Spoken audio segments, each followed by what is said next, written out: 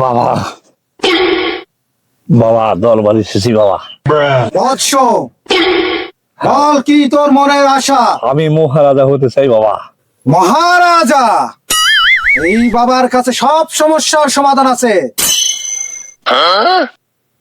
রিম ঝিম ঝিং পট। যা বৎস, তোর মনের আশা সব পূরণ হয়ে যাবে। বাবা দুধ নিয়ে আসি তো। কি হয়েছে বৎস? বিয়ে শাদী হচ্ছে না। বিয়ে শাদী হচ্ছে না? তুই ছোটবেলায় খেলতে খেলতে 4-5টা বিয়ে করছিস, তোর আর এ জীবনে বিয়ে নাই। তোর কপালে একটা পেতনি আছে, তা হবে তোর মৃত্যুর পর। বাবা এর কি উপায় নাই? এর জন্য আমার সাধনায় বসতে হবে। এই রে বৎস, এই যে আটা, এই আটা তুই আজকেই টয়লেটের বদনায় চুবিয়ে সকাল এবং রাতে 3 বেলা করে খাবি। যা বৎস। বাবা আপনার জন্য নারকেলের তেল নিয়ে আসছি। বাবা আমরা তো কৃষি কাজ করি, তা চাষাবাদ করি, তো কিভাবে হলো গান চাষাবাদ করলে তাড়াতাড়ি ফসলটা ঘরে আসে? এমন কোন সমস্যার সমাধান নাই এই গামছা বাবার কাছে, সব সমস্যার সমাধান আছে। এই জন্যই তো আপনার কাছে তদবিরের জন্য আসছি বাবা। বৎস একটু দাঁড়া, একটু ধ্যান মগ্ন হয়ে নেই।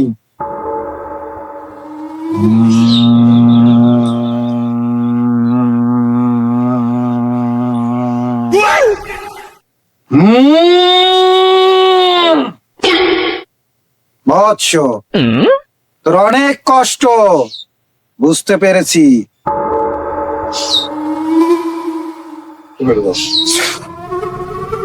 বৎস, এই নে বাবার পরা আটা, আজ থেকে এগুলো তুই 1 বিঘা জমিতে চাষ করিবে এই আটা। বাবা আইসি আপনার কাছে হলো গান ফলন যেন বৃদ্ধি হয়, আটা ধরা দিচ্ছেন কেন? হাউস বালক, বাবার উপরে কথা। এই আটা যেমন তেমন আটা নয়, সং উপর থেকে এসেছে আটা। আজ থেকে তুই এই আটা চাষ করিলে আটার বদলে আটা আসিবে। মাঝখানে যে পেরেশন, ধান ভাঙানো, ধান কাটা, ধান সিদ্ধ করা, কোনো পেরেশন আর থাকবে না। সরাসরি আটার বীজ থেকে আটা ফলবে। তাই যেন হয় বাবা। হ্যাঁ দরবারের বাবা, আমার জীবনটা বাবু শেষ হয়ে গেল বাবু। মেয়েরা আমার পছন্দ করে না বাবু। আমি জৈবন কারো করতে পারিনি বাবু। বুড়ো কালে বাবা আপনি একটু তদবি করেন। দরবারের বাবা আপনাকে অনুরোধ করি, দেখেন তো আপনি ভবিষ্যতে আমার একটু কোনো কাজ কিছু হয় কিনা একটু আপনি চেষ্টা করে দেখেন। হ্যাঁ, বাবা এই দরবারের বাবা দেখেন আপনি একটু তদবি করেন যে আমি চুল নিয়ে আইছি। এই বয়সে এত চুলগুলো কেন? হ্যাঁ? যা বৎস, তোর 100 বছরে একটা প্রেম হবে এবং বিয়েও হবে।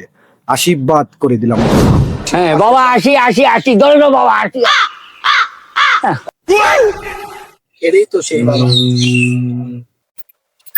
বাবা আপনার ইন্টারভিউ নিতে যাচ্ছি, আপনার নাম কি?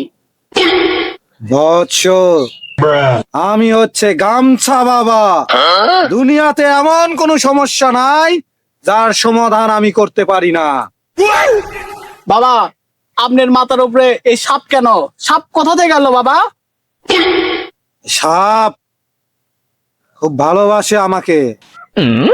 আমার যে ভক্তগণ আছে তারা দুধ দেয়, এই দুধ খাওয়ার জন্য আমি এই সাপটাকে রেখেছি। আর সাপ প্রতিদিন আমি তার বিষ পান করে ধ্যানে মগ্ন হয়ে যাই, এই জন্য আমার গাটা নীলকণ্ঠের মতন হয়ে গেছে। বাবা আপনার হাতে এতগুলা আংটি কেন বাবা? এই আংটি, এগুলো হচ্ছে আশীর্বাদ। শনি, বৃহস্পতি, রবি, মঙ্গল, বুধ, এগুলো মেয়েরা দিছে। বাবা আপনি সাধু ভক্ত হওয়ার পরেও আপনি কি মেয়েরা পছন্দ করে? আমার বিয়ের পিছনে কারণ আছে। এই দেখ, আমার ভক্ত আসে আমার কাছে জাদু টোনা করতে, মেয়েদের চুল নিয়ে আসে। সেই মেয়েকে আমার পছন্দ হলি আমার সাথেই রেখে দেই, ভক্তকে আর দেই না। আমি হ্যাডাম বাবার শিষ্য। বাবা, আমার দর্শকদের একটা প্রশ্ন ছিল গোলমাল কমিটির পক্ষ থেকে। বল বৎস। আপনার সব বাবা থাকতে আপনি গামছা বাবা কেন হলেন? গামছাতে অনেক সুবিধা। গামছার ফুটো দিয়ে নিচ দিয়ে হাওয়া ঢোকে, আর নিচে ঠান্ডা, সব ঠান্ডা, দুনিয়া ঠান্ডা। নিচে গরম, ব্রেন গরম।